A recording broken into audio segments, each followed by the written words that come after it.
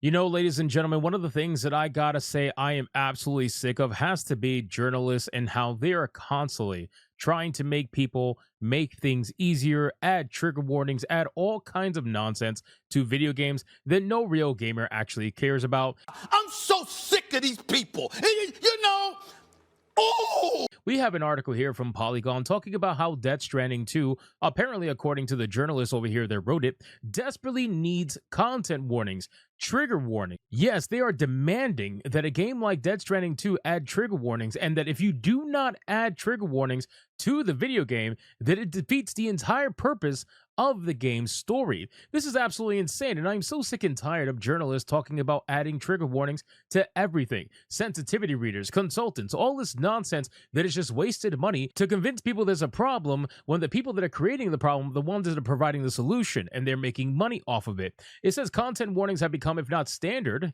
then at least more common in entertainment media over the past decade. Before we dive into this article, I want to make it very clear it has been proven through multiple different studies that trigger warnings and content warnings do absolutely nothing. Zip, zero, zilch. It does nothing. All it is a massive virtue signal for people that want to pretend to care about certain things that they swear that other people are affected by, and yet people who are actually supposed to be affected by it don't actually care. If you don't believe me, I'll cite a source from one of the wokest areas, the British Psychological Society. These people did a study all the way back in 2013 where they discovered that people, when they were given an option for a trigger warning or no trigger warning, they actually opted for the trigger warning, and not because they were scared, but because it didn't really matter to them. And then on top of that too, when you look at the data, the trigger warnings were actually making things worse for people. It was proven that in this study, and multiple samples were utilized with a focus on trauma survivors. So they were actually focusing on people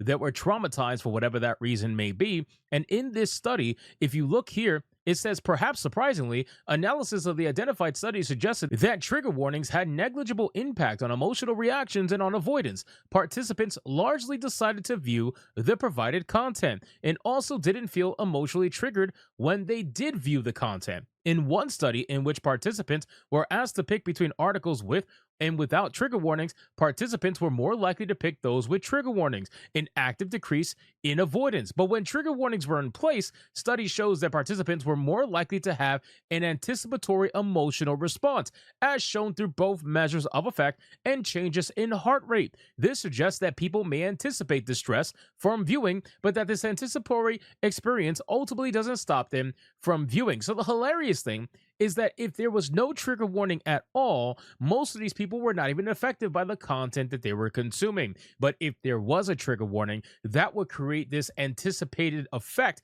where people's heart rates will go up, people would get nervous because they're anticipating something, and then it ends up being nothing that's going to bother them anyway, and they don't get bothered outside of the initial response. So all the trigger warnings actually do is just make things worse for the people who are looking at them. Otherwise, if there was no trigger warnings, then there would be no initial reaction and people can just take things as they come. But of course, you're going to have these wokies swear that trigger warnings save everyone, right? It saves everyone's fifis from getting hurt by the big bad content known as video games. And of course, Polygon and other journalists like this do want this to become the standard. They don't want any games without trigger warnings. Hell, they don't even want any games without a boss skip option. And ironically, this game has both trigger warnings and a boss skip option. And ironically, this game has only one over the other, which was boss skip's option, but no trigger warnings. It says films and video games dealing with sensitive topics add small messages alerting viewers and players that they might encounter something troubling. Two highly sensitive topics that would fit the bill are an integral part of Death Stranding 2 on the beach's opening hours, but there are no such warnings in sight. This decision is not just irresponsible, it's counterproductive to Death Stranding 2's storytelling in general. And again, ladies and gentlemen, absolutely insane. I think this is the biggest joke that I've ever seen in my life. If you need a trigger warning and that is considered responsible behavior, you are out of your mind. It's one thing to have a medical warning, right? The epilepsy seizure warnings that appear at the beginning of most video games, if not all video games. It's there for a reason because that's an actual medical condition. But this stuff about trigger warnings, all you're doing is virtue signaling to people. And then the people who want the trigger warnings are not even triggered by the stuff. That's the ironic thing. They just want to be offended for someone else and say, well, these people might get triggered by this. Who? What people are you talking about? But in any case, again, I want to skip this because there might be some spoilers here for Death Stranding, and I kind of want to go down to the bottom here, where it says one of the fundamental purposes of storytelling is to make emotional connections with people, to create the sense of understanding and empathy that comes from seeing something you experience portrayed by someone who gets it. That connection is even more important if you've gone through something traumatic. So it's not just helpful to have stories that examine challenging topics like the death of a child or the choices people make when they're lost in despair and see no way out. It's necessary. When you're caught unaware by seeing this trauma pop up unexpectedly, though, it risks the opposite effect of trapping and isolating you in that moment again where it's impossible to see or fear anything else. This literally is not true.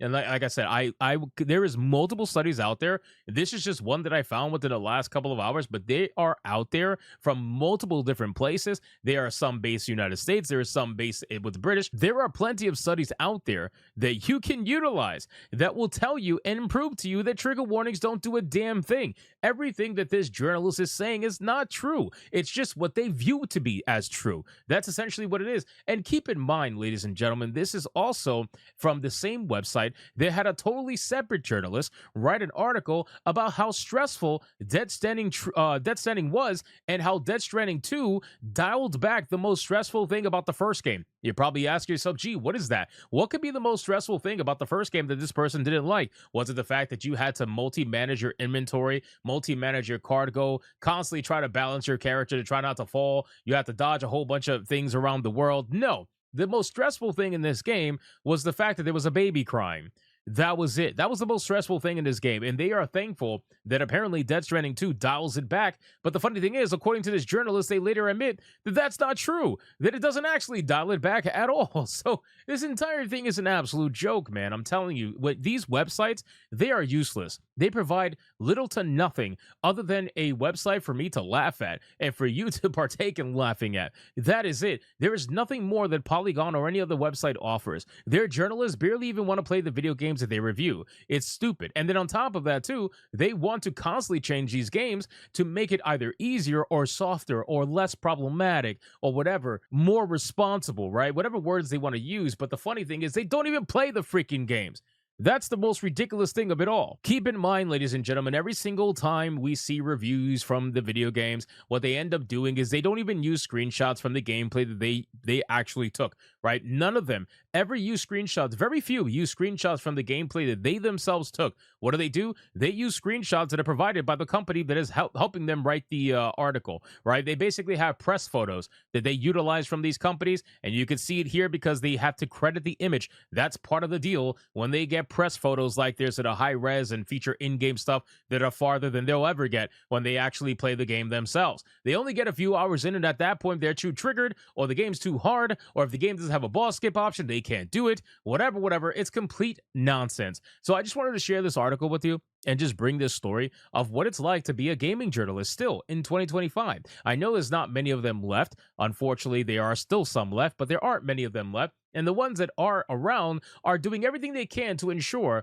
that everybody laughs at them. They're asking for boss skipping options. They're asking for trigger warnings on content that is rated a certain way for a reason. And I want everybody to understand that they are asking for trigger warnings in an M-rated game. This is an M-rated game. I don't understand why we are suddenly, constantly trying to censor M-rated games. It's the same situation that happened with Stellar Blade when they constantly tried to say, oh, Eve is overly sexualized. We need to tone down the sexualization of Eve. Even though they loved the dick and balls in Baldur's Gate 3, they had no issue with that. But God forbid Eve was just too damn sexy for them. We gotta tone it down. Stellar Blade was also an M-rated game. I am sick and tired of these M-rated games getting censored. M-rated means mature. It is meant for adults.